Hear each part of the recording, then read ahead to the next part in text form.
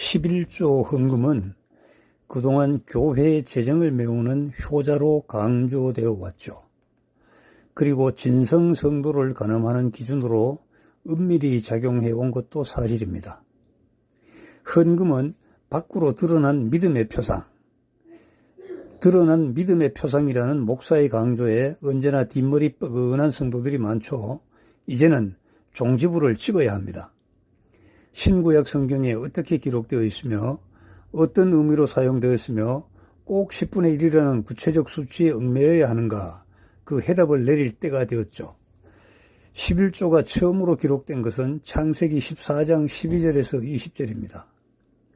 소돔에 거주하던 롯을 구하기 위해 수하의 용사 318명을 거느리고 크돌라오멜과 함께한 왕들을 쳐부수고 많은 재물을 거두어 돌아오던 아브라함이 하나님의 제사장 멜기세덱에게 빵과 포도주를 얻어 마시고 그리고 소유한 10분의 1을 드렸다 하는 내용이 나오죠.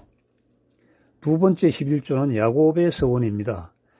창세기 28장 20절에서 22절에 베델에서 하나님을 만난 야곱이 하나님께서 자기를 보호하시고 입고 먹을 모든 것을 책임지시며 먼 길을 떠났다가 다시 아버지 집에 평안히 도착하게 해주신다면 그때 자기의 하나님으로 여기며 가진 것의 10분의 1을 드리겠다고 서원하였죠. 성경에는 야곱이 그 이후 실제로 드렸다는 기록은 없습니다. 만약 지금도 이렇게 여러 가지 조건을 내걸고 제가 다 완성되면 11조 드릴게요 하는 성도가 있다면 굉장히 비난을 받을 겁니다. 용납되지 않을 겁니다. 그러나 그 시절의 야곱은 자기 생명과 직결된 여러 가지 조건을 걸고 이것을 다 이루어 주시면 제가 10분의 1을 드릴게요 라고 이렇게 서원을 했습니다. 그래서 이 구절을 들어가지고 하나님께 11조를 드릴 테니까 계약을 성사시켜 주십시오. 이렇게 청하면 들어주신다고 하죠. 그리고 11조를 드리겠으니까 내가 하는 일을 반드시 성공하게 해달라고 하면 하나님께서는 그 11조를 받기 위해서 내 일을 성사시켜 주신다고 하죠. 이거는 상당히 주술적이고 무당적인 믿음인데 이러한 것들이 예배당에 가득 차게 되어 있습니다. 구약시대의 이스라엘은 신정국가죠. 12지파 중에 11지파는 생산에 종사해야 됐고 한 지파 레위는 성전에서 하나님을 섬기는 일, 그리고 성전을 관리하는 일만 하도록 하였고요. 그래서 성전을 관리하고 제사 올리며 먹고 입고 생활하는데 필요한 모든 경비는 11지파에서 생산하는 소출의 10분의 1을 거두어서 충당하도록 한 것입니다. 사실 이것은 다분히 관념적인데 더 될 수도 있고 덜 될 수도 있으리라고 생각합니다. 혹자는 고대 이스라엘에서는 조와 수수와 같은 농사는 짓지 않는다고 해요. 왜 그러냐 그러니까 11조 계산하기 어려워서요. 조크입니다만은 레위기 27장 30절에서 32절에 11조가 구체적으로 언급되었고 민수기 18장 26절에서 28절과 민수기 12장 6절에서 17절 그리고 신명기 14장 22절에서 28절 신명기 26장 12절에 11조가 언급되어 있습니다. 특히 여기서는 하나님을 경외하며 두려움을 잊지 말기 위해 11조를 직접 먹고 마시라고 하였으며 아비 없는 자와 과부와 타국인을 위해 11조를 사용하라고 하였습니다.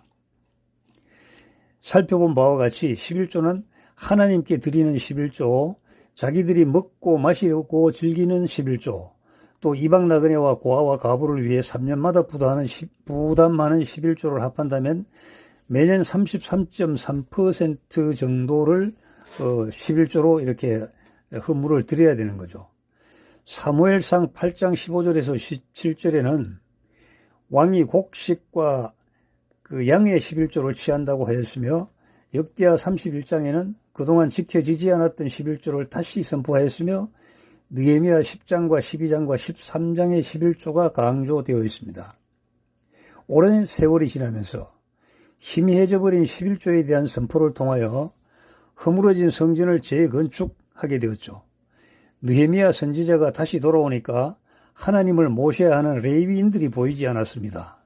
알아본즉 다른 지파들이 11조 부담을 하지 않아서 먹고 살기 위해 일터로 나갔다는 겁니다. 이것은 단순히 11조를 하고 안 하고의 문제가 아니고 11지파가 11조를 하지 않으면서 반드시 하나님의 말씀을 듣지 않고 말씀을 잊어버리고 말씀을 벗어나서 제 마음대로 행동해버린 겁니다. 말라기 3장 8절과 10절에 11조를 강조하였죠. 성전의 11조 창고를 대제사장의 사돈이 사용하도록 거처로 주어버렸습니다.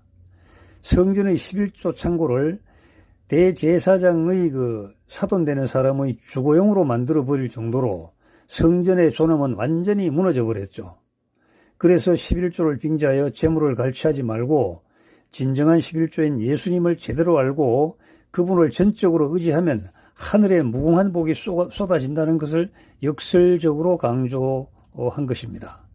신약에도 마태복음 23장 23절에는 겉으로 11조는 하는 척하면서 11조에 숨어있는 참뜻을 알지 못하는 바리새인과 서기관들을 책망하시는 예수님의 질책이 기록되어 있습니다. 이것도 하고 저것도 해야 된다는 문자적 해석에 매달려 11조를 해야 한다고 주장하는 것은 납득하기 어렵다는 겁니다. 누가복음 11장 41절과 18장 12절에도 11조라는 형식적 행위에 함몰되어 공의의 하나님께서 원하시는 사랑을 소홀하면 너희들에게 화가 있을 것이라고 경고하셨죠. 히브리 기자는 7장 5절에서 9절에 11조를 설명을 하면서 예수님이 제사장이며 예수님은 레위인보다는 아브라함이 머리를 조아렸던 멜기세덱의 계통임을 숨겨놓았죠. 구약의 멜기세덱은 신약의 예수님을 표상하는 것입니다. 표상하는 인물입니다. 하지만 예수님께서 율법을 모두 이루시고 십자가에서 못이 박혀 죽임을 당하실 때 성소의 휘장이 위에서 아래로 쫙 갈라지면서 구약의 율법은 폐지되었습니다. 신정국가에서 제사장 직분인 레위인들을 위한 11조는 사라졌습니다. 왜냐하면 믿는 성도 모두가 제사장이 되었기 때문입니다. 왕 같은 제사장이라고 하죠. 이 얼마나 영광스러운 호칭입니까? 신정국가에서 하나님의 일을 하는 레위인들에게 필요하였던 11조는 더 이상 의미가 없지만 신약시대 교회가 성립되고 교회 운영과 사역을 위한 재정은 필요하게 되었죠. 마태복음 10장 9절에서 14절에는 전도 나가는 제자들에게 아무것도 가지고 가지 못하게 하셨죠. 말씀을 받는 자들이 전도자가 먹고 입을 것을 부담해야 한다는 그러한 의미입니다. 사도 바울은 텐트 메이커였죠. 천막을 만드는 기술자로 스스로 돈을 벌어서 생활 비용에 충당하였지만 사역에 필요한 재정은 미리 준비하라고 교회에 일러두기도 하였습니다. 고린도전서 16장 12절의 말씀입니다. 고린도 후서 9장 5절에서 11절에서는 즐거운 마음으로 억지로 하지 말고 믿음의 분량대로 하나님께 기쁘게 연보를 드려야 한다고 강조하였습니다. 마가복음 12장 41절에서 44절에는 연보함 앞에서 헌금을 지켜보시던 예수님이 가난한 과부의 헌금을 칭찬하였습니다. 가난하였지만 두 렙돈, 한 고드란트를 연보함에 넣는 과부를 칭찬하신 것은 재산의 거의 모두를 냈기 때문이 아니라 그 마음을 가상히 여기신 결과입니다. 많이 냈다고 칭찬했다면 과부의 가난을 감안하여 얼마를 돌려주어야 마땅하지 않았을까요? 과부는 헌금의 비밀을 알고 있었습니다. 과부여, 너는 하나님께만 소망을 두고 있는 자로구나. 이렇게 칭찬을 받을 수가 있었던 겁니다. 그러니까 그 마음이란 결국 헌금액의 과다와 연결되는 것 아닌가 이렇게 질문할 수 있죠. 아닙니다. 가난한 과부의 마음이란 하늘의 하나님 아버지에게만 의지하는 마음이기 때문입니다. 액수로 치자면 더 많이 헌금한 부자들이 있지만 그 부자들은 헌금하고 남는 돈으로 얼마든지 세상을 잘 살 수 있다고 생각하는 자기중심적인 마음을 가졌기 때문에 칭찬의 대상이 될 수가 없는 것입니다. 교회는 천국의 모형이죠. 죄가 허용되지 않는 곳입니다. 아나니아와 삽비라가 연보함을 잘 관리하는 척하면서 슬쩍 하였다가 죽임을 당하였습니다. 헌금은 오실 예수 그리스도에 감사하는 마음의 발로입니다. 자기를 다 드리는 의미가 함축되어 있죠. 예수님은 내 안에 거하시고 나는 예수님 안에 거하는 유니온 크라이스트. 십자가에 못 박혀 죽임을 당하신 예수님이 완전한 11조 그 자체입니다.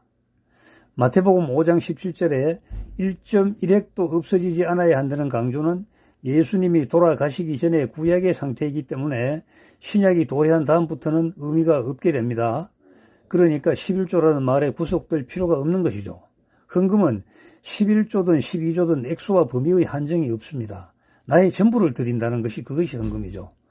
하늘에 소망을 둔 과부처럼 나의 전부를 하나님께 드리는 것이 헌금입니다.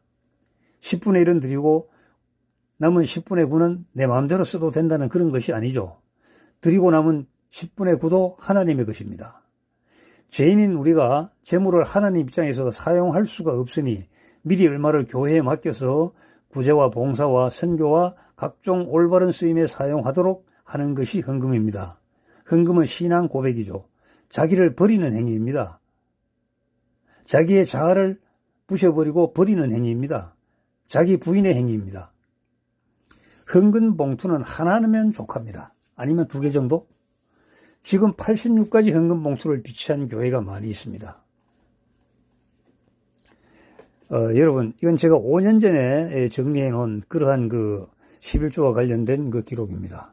인천 침례교회 정동수 목사님과 서머나 교회 김성수 목사님께서 강연, 그 다음에 설교, 기타 자료, 그리고 저의 그동안 경험과 의견을 더해서 만든 것입니다.